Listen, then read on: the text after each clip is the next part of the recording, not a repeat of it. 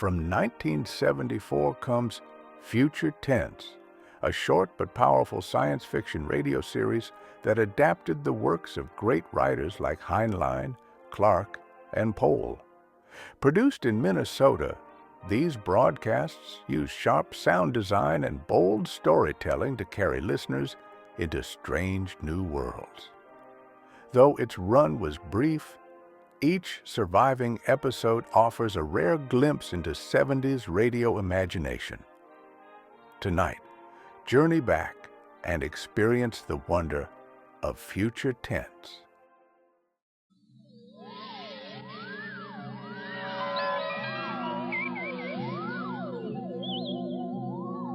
Join us now for a voyage into another dimension.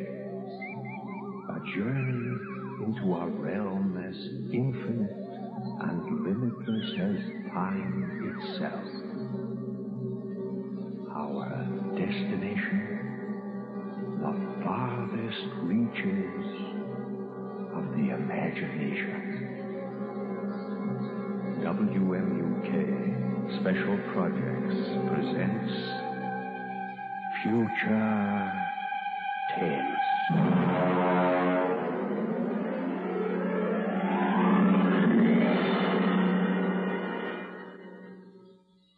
Protection by Robert Sheckley.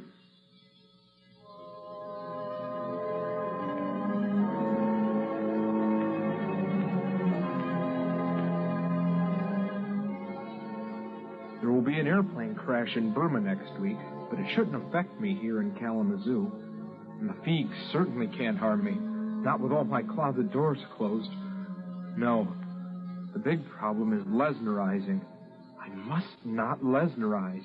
Absolutely not. As you can imagine, that hampers me. And to top it all, I think I'm catching a very nasty cold. The whole thing, including the cold, started on the evening of November 7th. I was walking down West Michigan on my way to get a sub when I met Charlie Lester.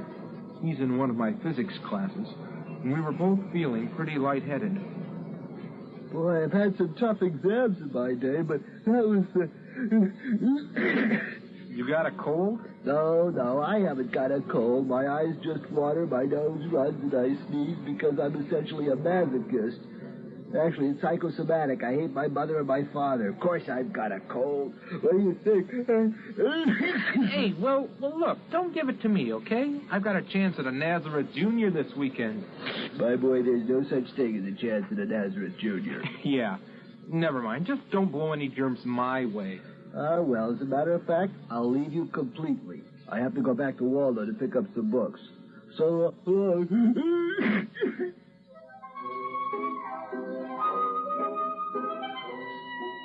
At the moment Charlie left me, I had in my pocket 5 coins, 3 keys, and a book of matches.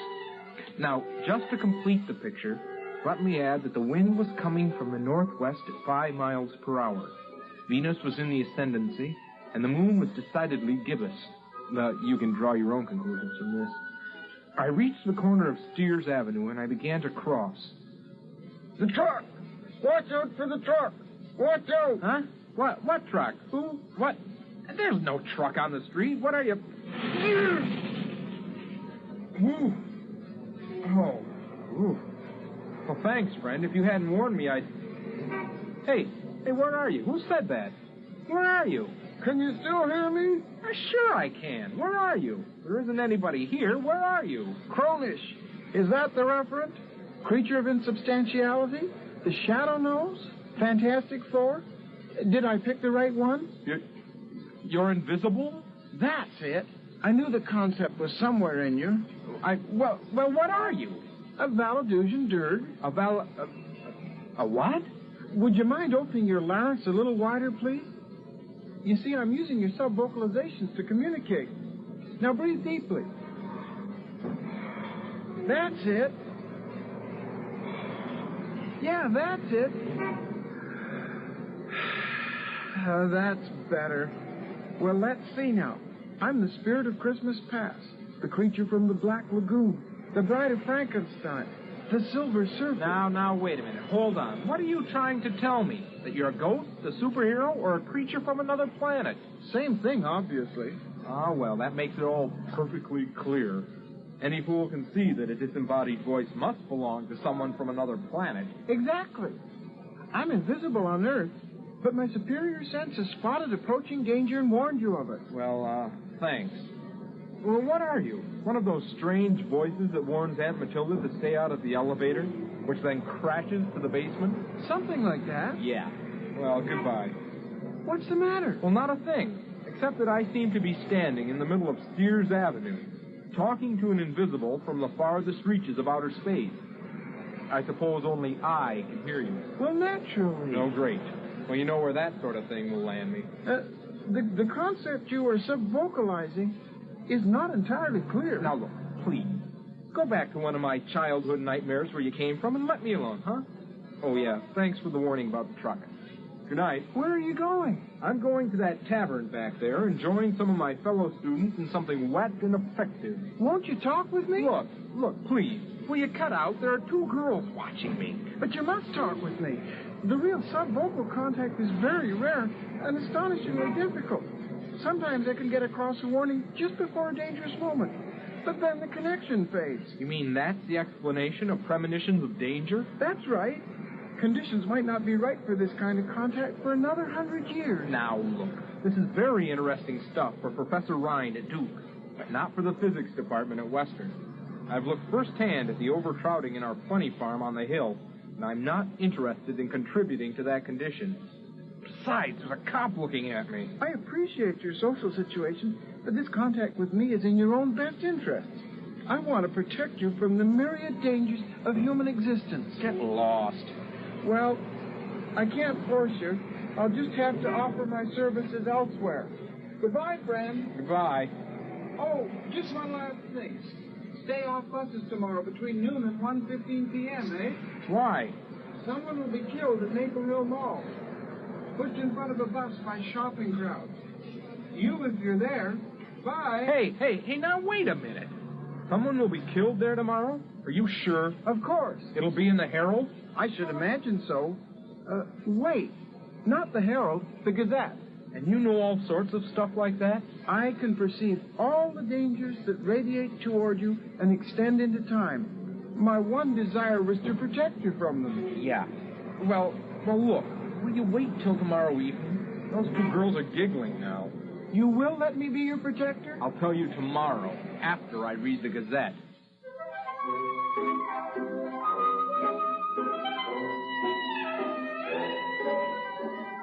The story was there, all right. I read it in my room.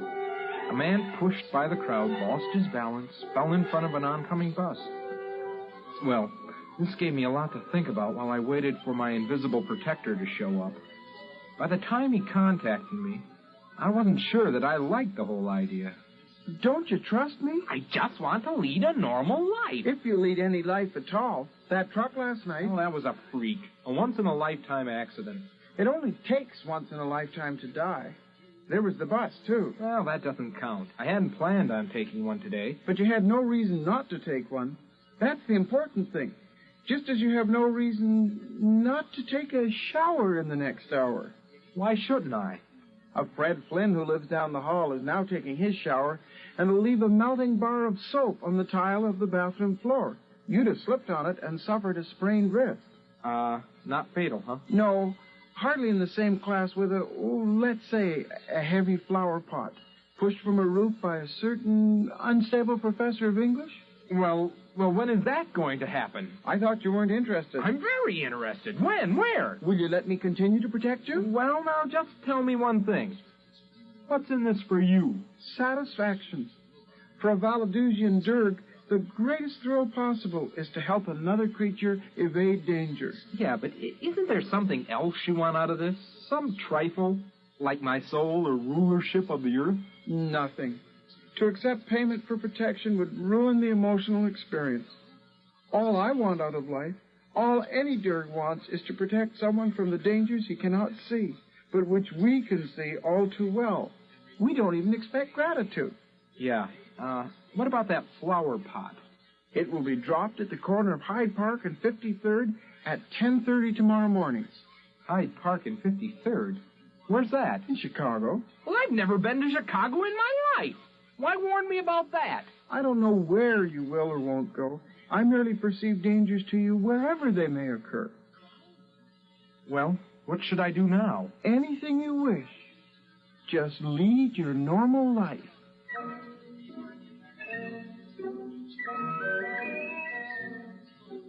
It started out well enough.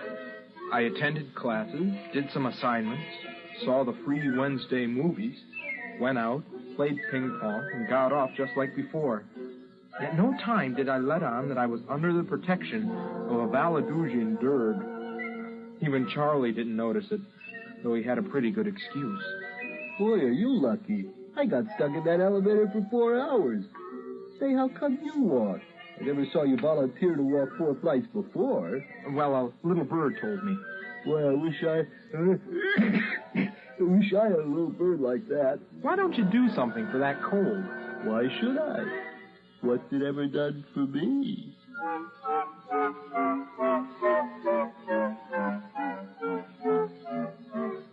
Not even the Derg had warned me about Charlie's bad jokes in time, but he did his best. And once or twice a day, he'd come around and report. Loose board on the ramp up to Waldo. Don't walk on it. Once I got used to it, it gave me quite a feeling of security. But the Derg soon became overzealous on my behalf. He began finding more and more dangers.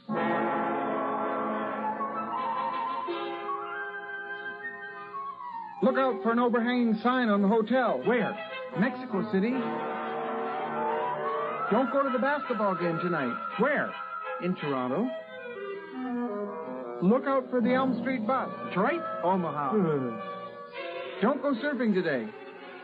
Surfing where? Tahiti. Now, wait a minute. You plan on reporting every potential danger on Earth? Oh, these are only a few, only a very few that you may be affected by. In Mexico City and Tahiti? Now, why not confine yourself to the local picture, huh? Southwest Michigan, let's say. Locale means nothing to me.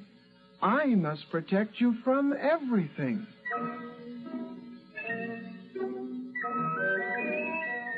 Well, it was rather touching in a way. There was nothing I could do about it. I simply had to discard from his reports the various dangers in places like Saginaw, Thailand, Kansas City, Angrovot, Sarasota, and Paris.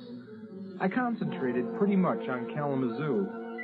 He did save me from a pretty nasty holdup in Bronson Park and a 4-alarm fire, but he kept stepping up the pace. Tainted food at the Union. Don't eat there tonight. Campus Bus 312 has bad brakes. Don't ride in it. Knoss Hall has a faulty heating system. Explosion due. Skip the free Wednesday night movie this week. Rabid mongrel on the prowl in the valley. Forget the girl for tonight. Soon I was spending most of my time not doing things and avoiding places. Danger seemed to be lurking behind every lamppost waiting for me. I rather suspected the Derg of padding his reports. All my reports are perfectly genuine. If you don't believe me, try turning on your lights in your psych class tomorrow. Why? Defective wiring? Look, I don't doubt your warnings. I just don't think life was this dangerous before you came along. Well, of course it wasn't.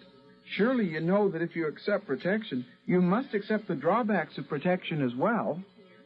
Drawbacks? Like what? Protection begets the need of further protection. That is a universal constant. Before you met me, you were like everyone else, and you ran into such risks as the situation offered. But with my coming, your immediate environment has changed, and your position in it has changed too. Why? Because it has me in it. It's well known that the avoidance of one danger opens the path to others. Are you trying to tell me that my risks have increased because of your help? It was unavoidable. Why, you miserable extraterrestrial con. Now look. All right. Thanks for everything. I'll see you on Mars or wherever you hang out. You don't want any further protection? You guessed it. Don't slam the door on your way out. What's wrong? Your risks have increased, but my capacity for detection is more than ample to cope with it. I'm happy to cope with it, so it still represents a net gain in protection for you. Yeah, I know what happens next. My risks just keep on increasing, don't they? Not at all. As far as the accidents are concerned, you've reached the quantitative limit. What does that mean? It means that there will be no further increase in the number of accidents you must avoid. Look, if you leave me alone, my original environment will return, won't it? And with it, my original risks? Eventually, if you survive... Fine, I'll take that chance. You can't afford to send me away. Tomorrow... No. Don't tell me I'll avoid the accidents on my own. I wasn't thinking of accidents. What then? I hardly know how to tell you. A gamper is after you. Oh, a what? A gamper is a creature from my environment. I suppose he was attracted by your increased potentiality for avoiding risks due to my protection. Now, look, you can take your gamper... If he comes, try driving him off with mistletoe.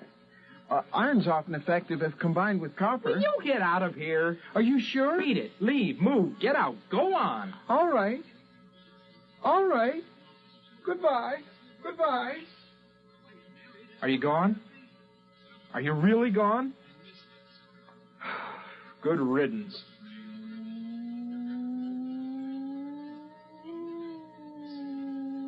Wait. Hey, what's that? Dirk, is that you? Hey, your motor's running. Dirk, what is that? What is that? It's a gamper. Dirk, get me out. Dirk, come back. Dirk! Did you call? Oh, the gamper. Mistletoe. Wave it at the gamper. Where the hell am I going to get mistletoe? Iron, copper then. Copper. I've got a belt buckle in my drawer. What's your leg is iron. Touch it with the copper. Quick. You see, you needed my protection. The gamper almost got you. Yeah, it sure did. You'll need something. Wolfbane, amaranth, garlic, graveyard mold. Yeah, but the gamper is gone. But the grailers remain, and you'll need safeguards against the leaps, the figs, and the melgarizer. I'll give you a list.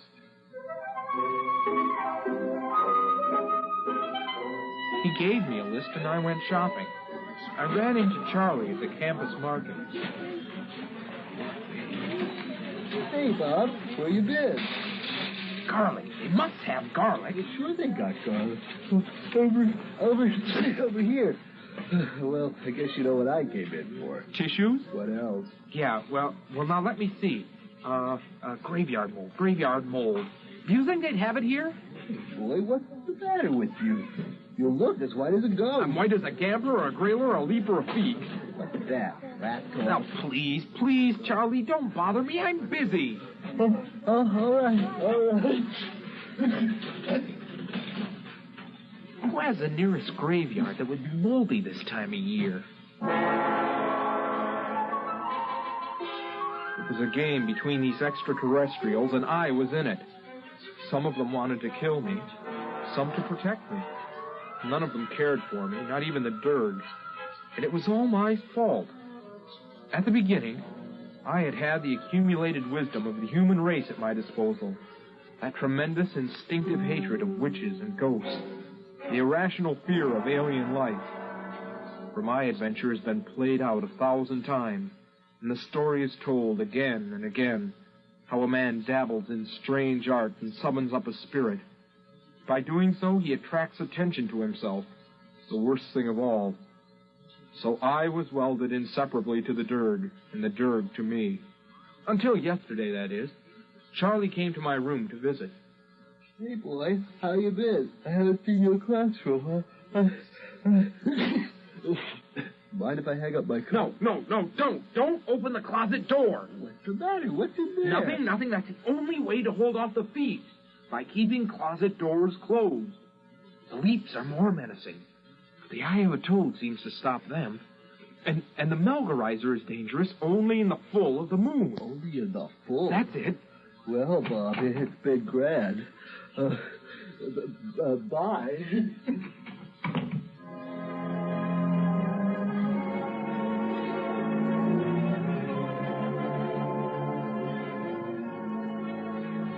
You're in danger. What, again? What is it this time? It's the Thrang who pursues us. Us? Yes, myself as well as you. For even the Derg must run from risk and danger. Well, is this Thrang particularly dangerous? Oh, very. Well, what do I do? Snake skin over the door, a pentagon, burn incense? None of these. The Thrang must be dealt with negatively. by the avoidance of certain actions. All right. What shouldn't I do? You must not Lesnerize. Lesnerize? What's that? Surely you know. It's a simple, everyday human action. Well, I probably know it under a different name. Explain it. To Lesnerize is to... Is to what? It's here. The Thrang.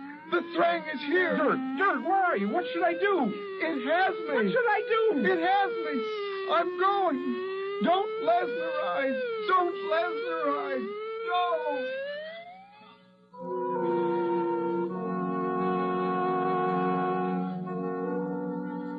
So I'm sitting tight now. There'll be an airplane crash in Burma next week. It shouldn't affect me here in Kalamazoo. And the feed certainly can't harm me. No, not with all my closet doors closed. No, the problem is Lesnerizing. I must not Lesnerize. Absolutely not. If I can keep from Lesnerizing, everything will pass, and the chase will move elsewhere. It must. All I have to do is wait them out. Trouble is, I don't have any idea what Lesnerizing might be. A common human action, the Derg said.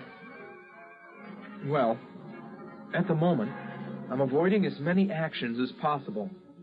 I've caught up on some back sleep, and nothing happened. So that's not Lesnerizing. I went out and bought food, cooked it, and ate it. Well, that wasn't Lesnerizing. I'm telling you the story, and that isn't Lesnerizing. I'll get out of this yet. I will get out of it. I think I'll catch a nap now. I think I've caught Charlie's cold. I think I'm going to have to...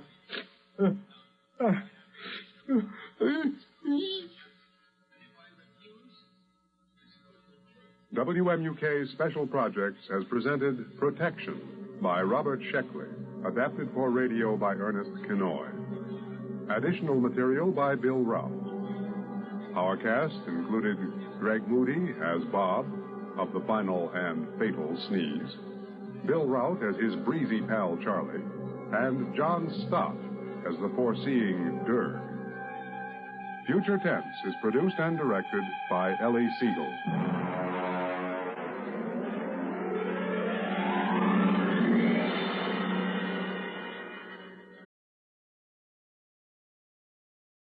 Well, folks, that's all for this episode here on Randy's Old Time Radio Shows. Now, bringing these golden oldies back to life takes no small amount of time and effort from our good friend Randy, cleaning up the audio, converting the files, and making sure each show has the best audio possible. If you've enjoyed the program and you'd like to help keep these classics on the airwaves night after night, why not consider a small donation? Every penny goes straight to supporting Randy's work and helping this channel stay on the air. You'll find the links down in the description below. And for those of you kind souls who've already given, Randy tips his fedora to you. Your support truly keeps this old radio spirit alive. Thanks ever so much. And until next time, keep those dials tuned and keep the memories rolling.